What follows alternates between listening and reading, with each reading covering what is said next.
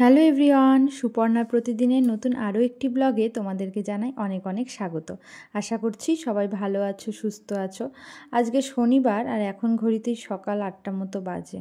তো সকালবেলাটা বাইরে এসে দেখলাম আমাদের যে বাইরের বাতাবি লেবু গাছটা রয়েছে উঠোনে, সেই গাছটাতে পাখিগুলোকে কিচিরমিচির করছে। এই গাছটা আগে আরও অনেক ডালপালা ছিল, তখন না অনেক পাখি বাসা করতো জানো তো। তবে ডালপালাগুলো কেটে দেওয়ার পরে পাখিরা একটু কমই আসে। তবুও যাই হোক, সকালবেলা আর বিকেলবেলার দিকে পাখির ডাক বেশ শোনা যায়। আমাদের এই বাড়ির উঠোনটা একদমই ছোট, তাই সেরকম একটা গাছপালা নেই, তবে টবের মধ্যে বেশিরভাগ গাছপালাগুলো লাগানো থাকে। এই গাছটা দেখো অ্যালোভেরা গাছের পাশে মা লাগিয়েছে, এটাকে হয়তো স্নেক প্ল্যান্ট বলে, আমার ঠিক জানা নেই। তোমরা যদি জেনে থাকো কমেন্ট করে জানিও। তো আজকে শনিবার, আজকে তো নিরামিষ। সকালবেলা মা বলছে একটু খিচুড়ি রান্না করবে বিভিন্ন রকম সবজি দিয়ে। শীতকালে অনেক রকম সবজি পাওয়া যায়, তাই মা না শীতকালে বেশিরভাগ দিনেই খিচুড়িটা করে। আগের বছর যখন প্রেগনেন্সিতে আমি এখানেই ছিলাম, তখন মা প্রায় প্রতিদিনই অনেক রকমের সবজি দিয়ে না এই খিচুড়িটা করতো।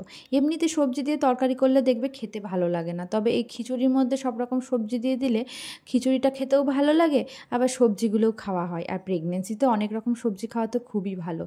মা আবার খিচুড়ির মধ্যে দেখো একটু সোয়াবিনও দিয়েছে, খারাপ লাগে না, বেশ ভালোই লাগে। নিরামিষ দিনে কি তরকারি রান্না করবে সেটা চিন্তা করতে হয়, কারণ সবাই না সব রকম তরকারি খেতে চায় না। তাই মা বেশিরভাগ দিনই শনিবার দেখে একটু ফ্রাইড রাইস করে, ফ্রাইড রাইসের সাথে আলুর দম বা পনিরের তরকারি এইগুলো করে থাকে। তো আজকেও সেটাই করবে। সকাল সকাল আবার মিছরির জন্য পার্সেল এসছে।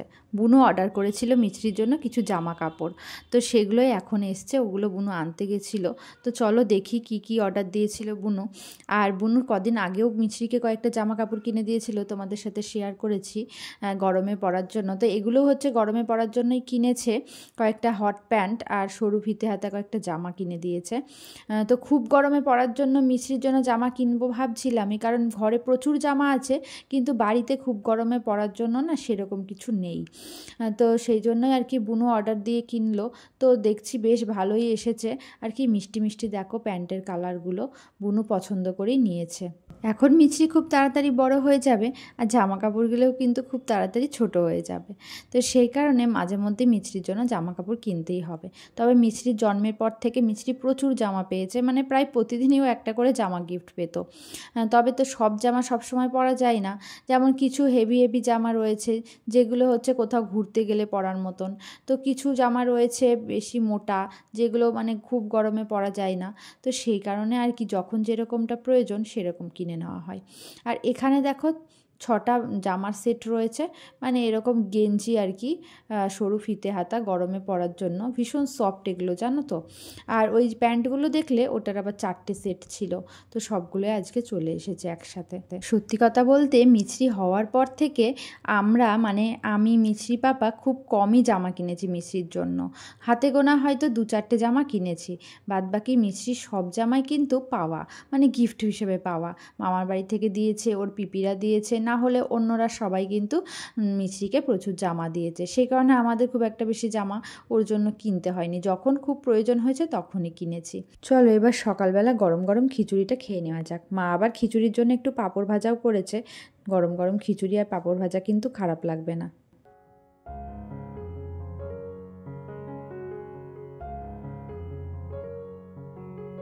সকালবেলা খাওয়া দাওয়া কমপ্লিট করে দুপুরে রান্নার জন্য সবজি কাটতে আসলাম। ফ্রাইড রাইস হবে, আর মা আজকে ঘরে থাকা চাল দিয়ে ফ্রাইড রাইস করবে। যেহেতু মাঝে মধ্যে ফ্রাইড রাইসটা হয়, তাই আর বাসমতি চাল কেনা হয় না, ঘরে যে মিনিকেট চাল থাকে সেটা দিয়েই করা হয়। আমাদের মতো নিম্ন মধ্যবিত্ত ফ্যামিলিতে হয়তো এভাবেই ভালো কিছু খাওয়া হয়ে থাকে। তো যাই হোক, সবজিগুলো কেটে নেব। জানো তো, যখন আমি ফ্রাইড রাইস, তারপর বাসন্তী পোলাও, বিরিয়ানি এগুলো নতুন নতুন শিখেছি, তখন আমি বাপের বাড়িতে এসেই প্রথম চেষ্টাটা করতাম। মানে প্রথম এসে বাপের বাড়িতে ট্রাই করতাম, তারপরে শ্বশুরবাড়িতে করতাম।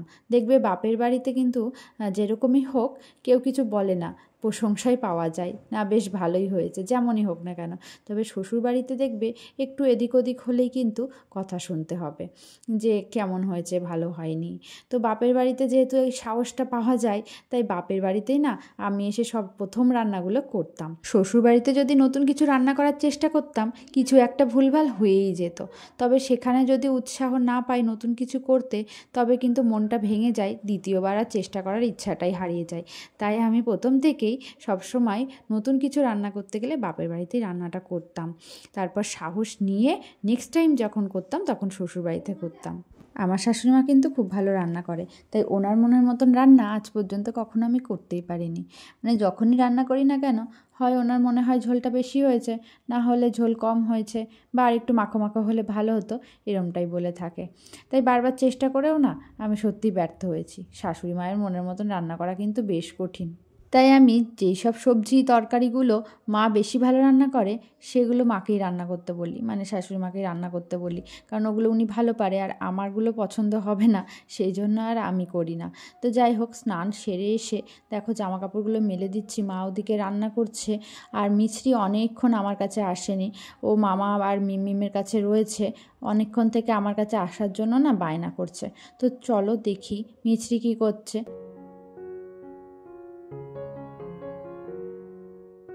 শ্বশুরবাড়িতে যেরকম নিজের দিকে তাকানোর সময় পায় না, মানে কীরকম লাগছে সারাদিন মুখটা আয়নাতে দেখারও সময় নেই, তাই বাপের বাড়িতে এসে না একটু সময় পাচ্ছি, কিছুটা হলেও নিজের যত্ন নিতে পারছি। তো মিছরির প্রেশারটাও আমার নেই, আবার সংসারের কোনো কাজও নেই, যেটুকু না করলে নয়, মানে যেটুকু ভালো লাগে সেটুকুই করছি। আর মিছরির কাজও অর্ধেক কাজ মা আর বুনুই করে দেয়, কিছু কিছু সময় মা ওকে খাইয়ে দেয়, কিছু কিছু সময় বুনু ওকে খাইয়ে দেয়, বা মা ঘুম পাড়িয়ে দেয় কিছু কিছু সময়। তাই আমাকে না আর মিছরির প্রেশারটা অতটা নিতে হয় না, তাই নিজের দিকে তাকানোর সময় কিছুটা হলেও পাচ্ছি। তো চলো দেখা যাক মার ওদিকে রান্না বান্নার কত দূর হলো, আবার মিছরিকেও খাইয়ে দেব, ওর খাবারটাও তৈরি করতে হবে।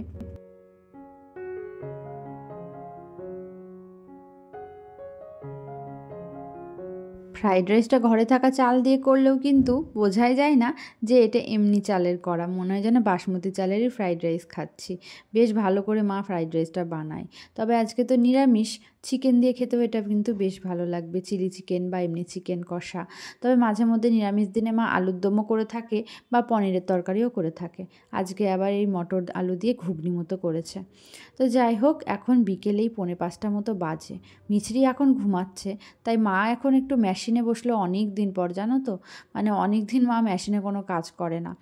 আর আমরা আসলে তো আরও কাজ করতে পারে না, কারণ মিছরি পিছনে অনেকটা সময় নষ্ট হয়, বিকেল টাইমটা তো আবার মিছরি ঘুরতে যায়। আজকে যেহেতু মিছরি ঘুমাচ্ছে তাই মা মেশিনের কাজগুলো করছে। মেশিনের কাজ বলতে আমাদেরই কিছু কাজ, আমার আর মিছরির। মিছরির যেমন এই জামাটা একটু বড়, তো ওটা আবার একটু কেটে ছোট করে দিচ্ছে। আর আমার দুটো নাইটি নিয়ে এসেছি, নতুন নাইটি, তো সেগুলোও না মানে কাটতে হবে, কেটে ছোট করতে হবে, অনেকটা লম্বা। আর তাছাড়াও হাতা লাগাতে হবে, একটা নাইটিতে হাতা লাগানোই আছে আর একটা নাইটিতে হাতা লাগাতে হবে। আর মা আমার জন্য একটা সুন্দর পিস কিনে রেখেছে, জানো তো, ওটা দিয়ে বলছে কুর্তি বানিয়ে দেবে। তো ওটা তোমাদেরকে পরে দেখাবো যখন বানাবে। এখন না আমাকে আর অন্য কোথাও থেকে কিছু বানাতে হয় না, মানে ব্লাউজ বলো, কুর্তি, চুড়িদার বলো, এগুলো আমি সব মায়ের কাছ থেকেই বানাই। মা যেরকমটা পারে সেরকমটাই বানিয়ে দেয়, খারাপ হয় না, বেশ ভালো হয়।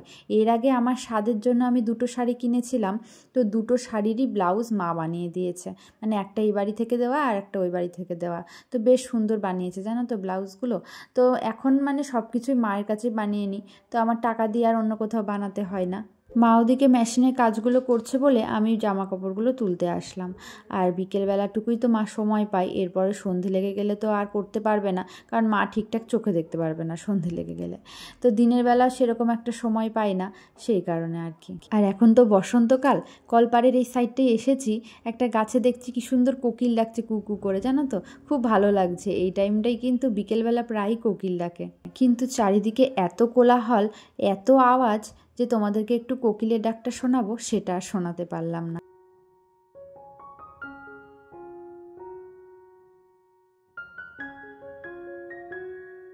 এই বাড়িতে আসলে মিষ্টির জন্য ফলের অভাব হয় না, মানে আপেল বলো বা কলা বলো বা কোনো ফলের রস খাওয়ালে সেগুলো বাবা ফটফট করে এনে দিতে পারে, কারণ যেহেতু বাবার ফলের দোকান। আর যখন আমি প্রেগনেন্ট ছিলাম তখন প্রত্যেক দিন না আমি এত ফল খেতাম যে আমার ফল খেয়েই সারাদিন পেট ভরে থাকতো, প্রচুর ফল খেয়েছি প্রেগনেন্সিতে। আর এখন রাত 11টা মতো বাজে, তো মিছরি তো প্রত্যেক দিন রাত করেই ঘুমায়, তোমরা জানো। তো মিছরি আজকে আবার কি করেছে, এই বিছানাটায় পটি করে দিয়েছিল, যে কারণে বিছানার চাদরটা পাল্টে নিয়েছি। এখন দেখো বিছানার চাদর পেতে নিচ্ছে, একটা কাঁচা চাদর। তো বিছানা করে নিই, ঘুমিয়ে পড়ার পালা এবার। তো আজকের ব্লগটা আশা করছি তোমাদের ভালো লেগেছে। ব্লগটা ভালো লেগে থাকলে লাইক করে কিন্তু কমেন্ট করে জানিও। যারা যারা চ্যানেলটা এখনও সাবস্ক্রাইব করনি, সাবস্ক্রাইব করে আমার পাশে থেকো। আজকের ব্লগটা এখানেই শেষ করছি। কালকে আবার নতুন একটা ব্লগের সাথে দেখা হচ্ছে। সবাই ভালো থেকো, সুস্থ থেকো।